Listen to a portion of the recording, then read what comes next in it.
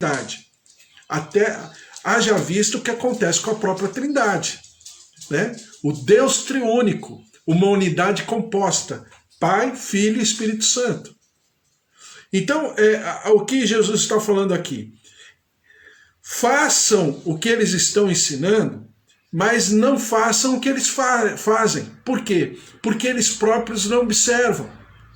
Atam fardos pesados e difíceis de carregar, e os põem sobre os ombros dos homens. Entretanto, eles mesmos nem com o dedo querem movê-los. Praticam, porém, todas as suas obras com o fim de serem vistos dos homens, pois alargam os seus filactérios. Filactério vem do grego, né, que chama proteção. Daí alguns se utilizarem daquilo, eles amarravam no braço esquerdo, né, uma caixinha de couro, e geralmente nessa caixinha de couro tinha as passagens, principalmente de Deuteronômio 5, Deuteronômio 6, que fala sobre amar a Deus sobre todas as coisas. Então eles atavam, colocavam num pergaminho enroladinho, dobradinho, bonitinho, e colocavam naquela caixinha e amarravam. Então, durante o dia, várias vezes, eles faziam a leitura desses textos. E eles também colocavam na testa. Principalmente, os judeus mais ortodoxos faziam isso. As franjas, eles deixavam muito grande, e a franja seria aquilo que nós temos hoje, para compararmos, dentro do nosso mundo ocidental, aquilo que a Igreja Católica tem no terço. Né? É a mesma coisa, eles se utilizavam da trança para poder lembrar das orações e de cada tipo de oração conforme as franjas. E eles alongavam a franja e chegavam a passar uma costura da franja na roupa, para dizerem que a franja era muito grande, que eles eram muito santos. Depois diz assim, e alongam suas franjas, amam o primeiro lugar nos banquetes e as primeiras cadeiras nas sinagogas, as saudações nas praças e os serem chamados mestres pelos homens. Vós, porém, vós, porém, não sereis chamados mestres. Aqui também, eu já vi os dois lados da moeda, né? As pessoas que falam que tem que ser chamado mestre, olha, eu sou um pastor, eu sou um apóstolo, eu sou um bispo, hoje em dia tenho patriarca, né? Eu sou um patriarca, eu sou um profeta, eu sou... E aí a pessoa coloca esse título como se fosse uma prerrogativa de uma santidade. Uma prerrogativa da pessoa se propor a se colocar sobre a outra. A autoridade não é para ficar sobre a outra pessoa. A autoridade do Senhor é para estar em favor da pessoa. É diferente. Vou repetir. A autoridade, biblicamente falando, não é para a pessoa se colocar sobre a outra. Eu sou maior, você é menor. Como os discípulos pensavam, religiosamente falando, todo mundo pensa assim. Mas não é assim no reino dos céus. Aí é que está a diferença. Na lógica de reino, eu não sou autoridade sobre a outra, mas eu estou em autoridade em favor da outra. Eu estou em autoridade para servir a outra. Eu estou em autoridade para enxergar no outro as suas qualidades, exatamente como Deus enxerga. Até mesmo na exortação, Jesus, a gente tem lido esses dias, eu até li ontem à noite com a pastora Mara, sobre Apocalipse capítulo 2, sobre a igreja de Éfeso, de que o Senhor fala, conheça as tuas obras. Ele não chegava com os dois pés no peito, em outras palavras, mas ele ia conversando, ele exaltava a qualidade, e depois, no meio, ele exortava, e no final, ele voltava a reconhecer as qualidades. Quer ver? Só para você lembrar, eu não vou entrar propriamente dito no texto, mas só para você ver como que o Senhor Deus trata a gente. Diz assim, conheço as tuas obras, tanto o teu labor como a tua perseverança, e que não pode suportar homens maus, e que puseste à prova os que a si mesmos se declaram apóstolos e não são, e os achastes mentirosos. E tens perseverança e suportaste provas por causa do meu nome, e não te deixaste esmorecer. Então Jesus está falando de tudo aquilo que pontua um caráter da igreja de Éfeso. O Senhor está reconhecendo. Olha, você fez isso, você fez aquilo e tal. No meio do caminho ele fala: tenho, porém, contra ti que abandonaste o teu primeiro amor. Lembra-te, pois, de onde caíste, arrepende-te e volta à prática das primeiras obras. Senão, venho a ti e moverei do seu lugar o teu candeeiro, caso não te arrependas. Aí depois volta. Jesus coloca no meio do caminho uma exortação, depois ele volta a reconhecer as qualidades da igreja. Tens, contudo, a teu favor, que odeias as obras dos nicolaítas, as quais eu também odeio. E olha Jesus falando: olha, eu também, puxa vida, olha o que vocês estão fazendo. Eu também odeio. Vocês estão comigo nessa. Somos parceiros.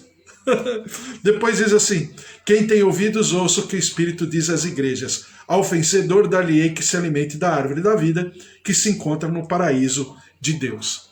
E no final, o Senhor deixa uma promessa.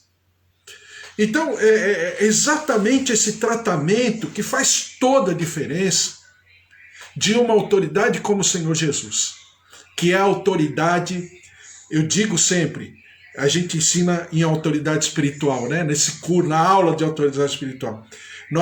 Todos nós temos autoridade delegada em alguma área da nossa vida. Seja nas atividades profissionais, seja a Amanda que está aqui ou a Mara que está aqui, seja como mãe, seja como pai, como o Bispo Antônio, o Vitor que estão aqui. O Bispo Antônio ainda é pai 2 vezes, né? Que também é avô. Então, cada um de nós tem uma autoridade em alguma área. Mas essa autoridade é delegada pelo Senhor, porque a autoridade constituída, a autoridade absoluta é só o Senhor. A Ele é devida toda a honra e toda a glória. Então, todos nós temos autoridade delegada. Ou seja, é uma autoridade que padece da minha responsabilidade, padece da minha maturidade, padece do mover do Espírito Santo na minha vida, padece de algo que é muito importante quando eu entendo que a autoridade do Senhor, ela não vem por conquista, ela vem por renúncia. Eu sempre falo isso para você. Então, a autoridade não é sobre o outro, mas é em favor do outro. Eu vou servir ao outro com a minha autoridade. É a mão completamente inversa do mundo, da lógica humana, mas a lógica de Deus. É por isso que tem aquele livro que eu sempre falo para você, né? O Reino de Ponta Cabeça. Por quê? Porque é de ponta cabeça. É totalmente diferente.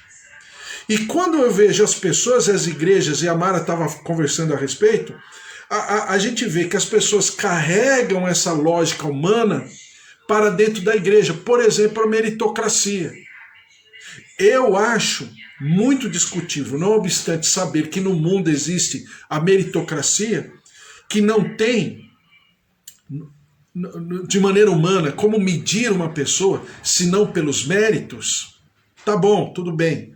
No mundo existe. Eu também não quero enfiar goela abaixo no mundo, numa lógica que tem aquele que serve ao Senhor, que tem o discernimento, que tem a revelação do Espírito Santo. Então, tudo bem. Mas achar que no reino dos céus a meritocracia ela é pontuada ou ela é observada, não existe essa situação. Haja visto o que acontece com os trabalhadores da hora 1/10.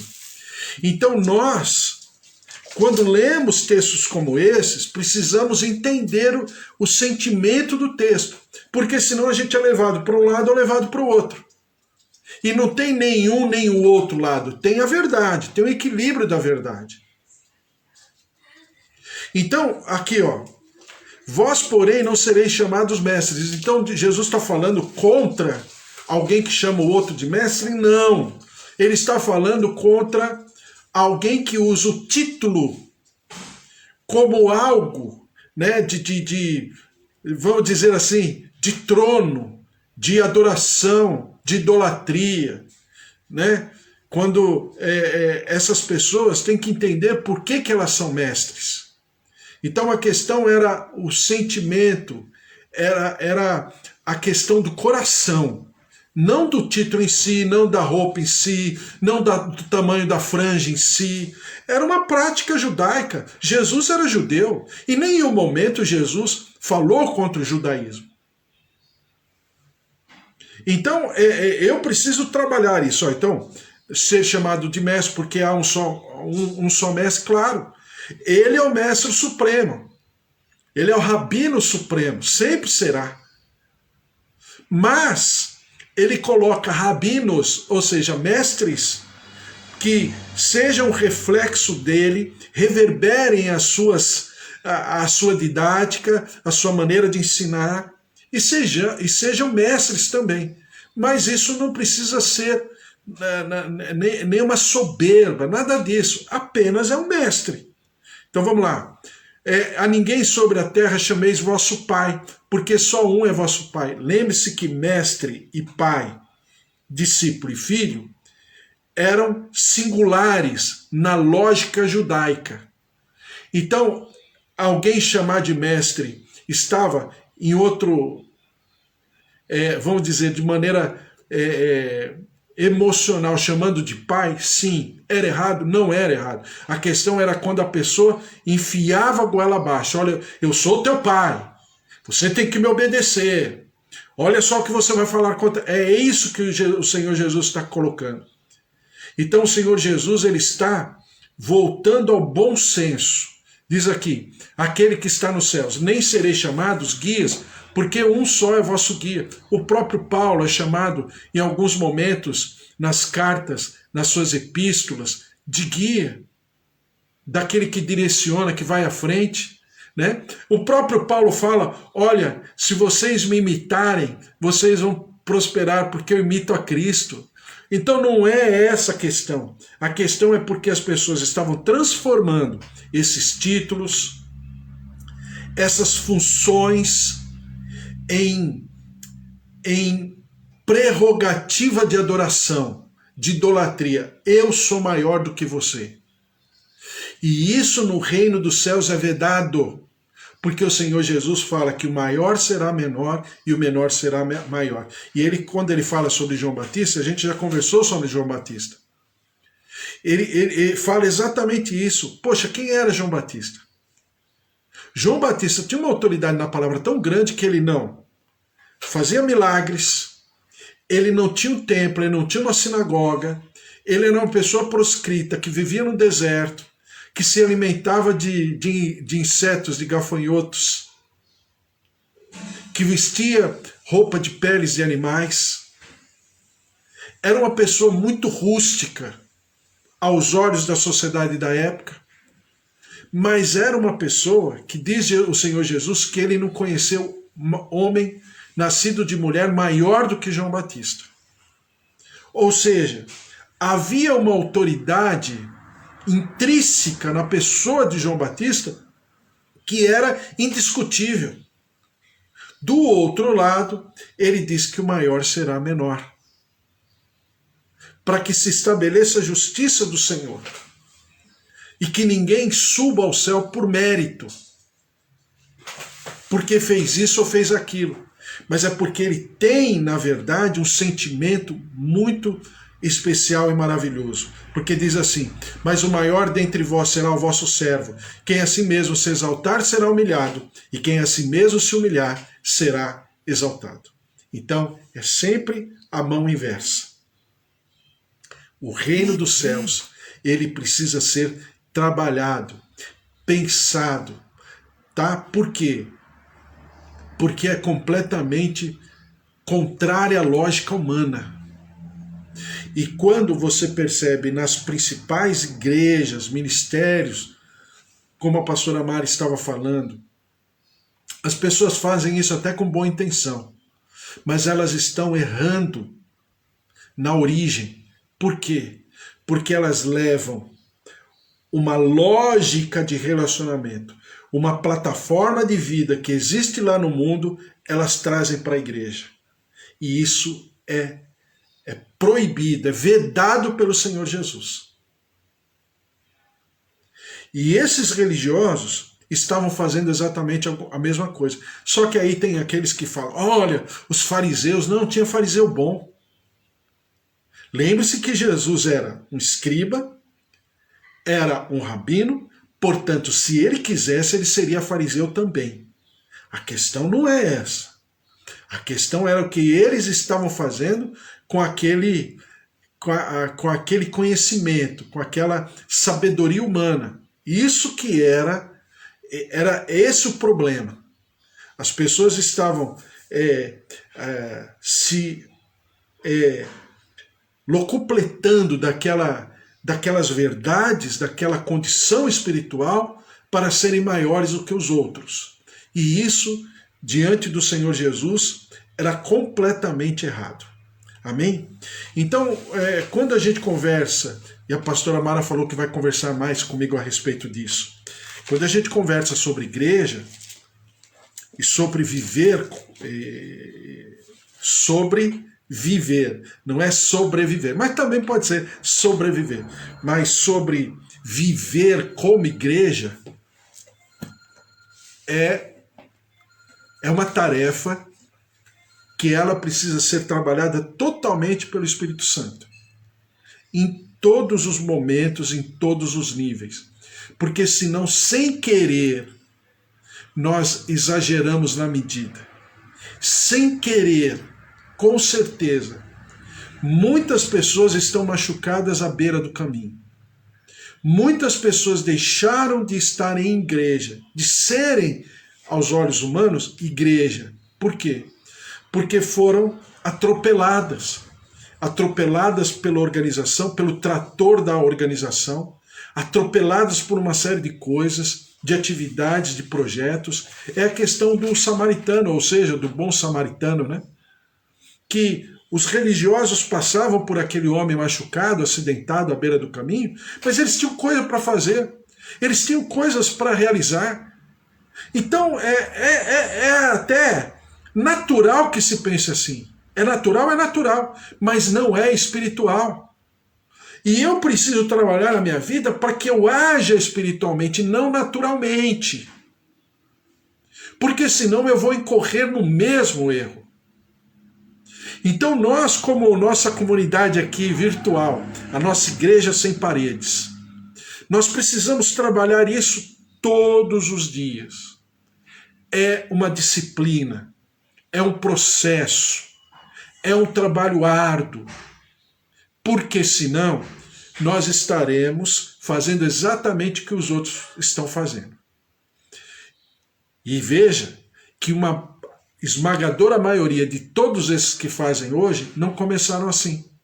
Eram sinceras. Eram pessoas muito... tinham uma boa intenção. Tinham sinceridade. Mas se perderam no meio do caminho. E se transformaram em ministérios acéfalos. Em ministérios que tem que trabalhar, tem que fazer, tem que acontecer, tem que realizar, tem meta, tem realização, tem cumprimento, tem não sei o que lá, e tem a agenda, e tem o horário disso, tem o horário daquilo, vamos fazer aquilo, vamos fazer o outro. E aquilo vira uma coisa tão necessária que as pessoas não conseguem viver sem aquilo. E no meio do caminho, como a Mari estava falando, existem as ovelhas do deserto, né? As ovelhas que estão enfraquecidas, fragilizadas, poxa, essas pessoas são as primeiras a sofrerem. Então Jesus está preocupado exatamente com isso que estava acontecendo e em que nível estava. Estavam num nível tão forte que exatamente aquilo que eles falavam, né? Que se eles vivessem na época dos seus pais, junto aos profetas Jeremias, Isaías, Ezequiel, eles tinham um certo pé atrás com Ezequiel. Mas os outros, Jeremias, Isaías, principalmente os fariseus e escribas, eles não fariam aquilo que seus pais fizeram. E Jesus fala, enganam-se vocês. vocês fariam exatamente a mesma coisa que vocês estão fazendo comigo. Jesus falando dele. Vocês estão fazendo comigo a mesma coisa. Não é diferente. Vocês não estão me ouvindo. Vocês não estão aferindo aquilo que eu estou falando. Vocês não estão me reconhecendo como Messias. Vocês não estão tendo entendimento que eu sou o cumprimento da própria lei, da própria palavra. Exatamente o que gerações anteriores fizeram.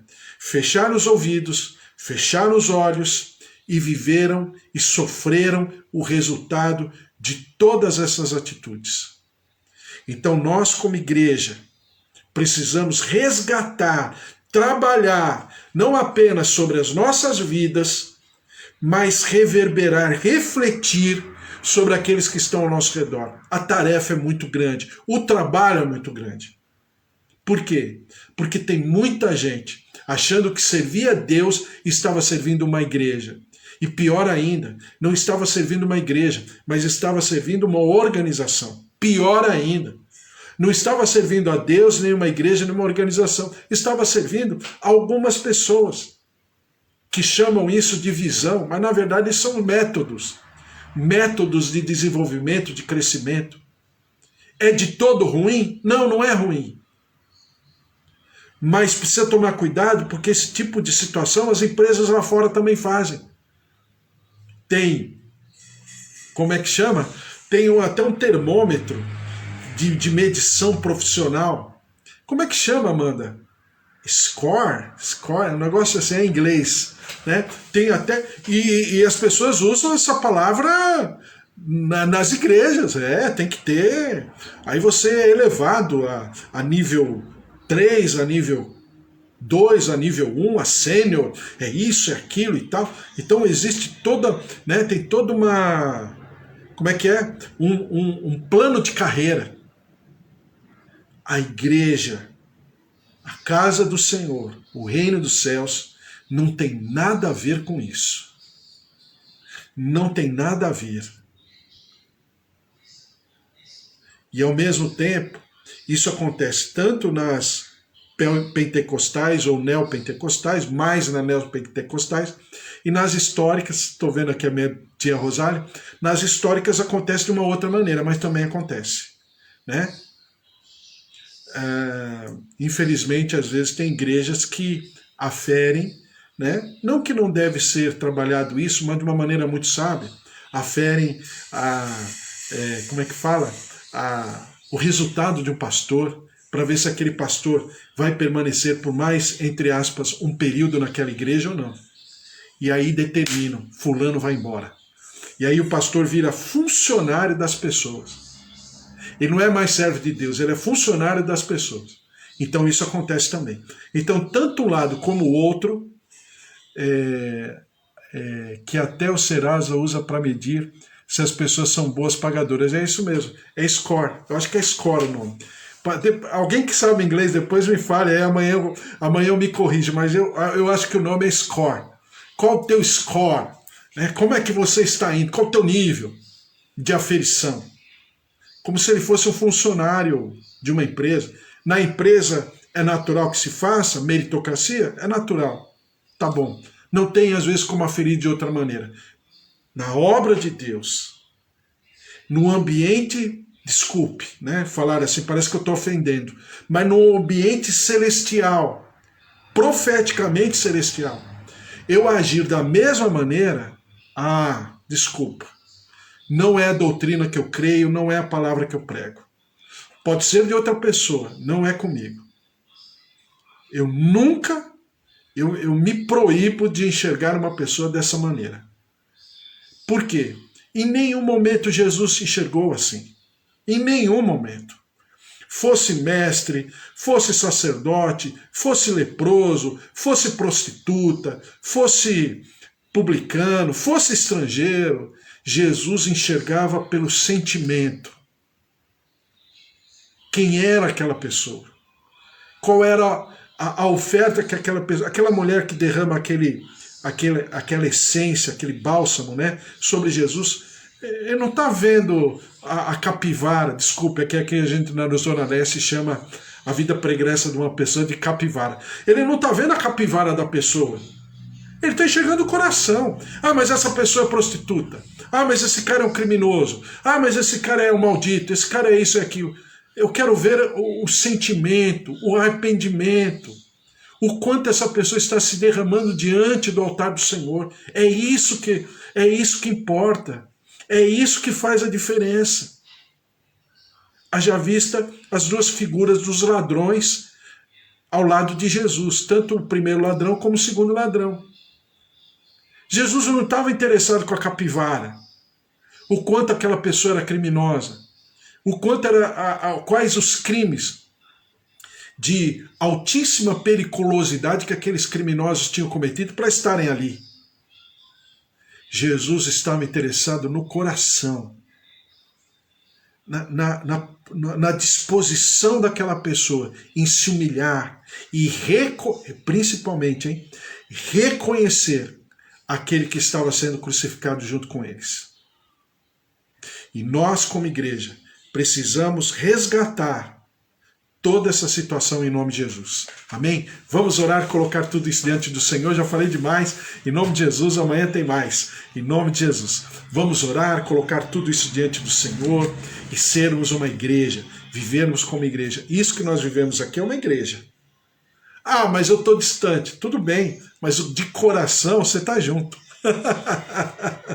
Bem-aventurado aqueles que não verem e crerem. Porque o Senhor Jesus, durante toda a sua estadia, ele provava que aqueles mais próximos nem sempre estavam próximos. Que aqueles mais distantes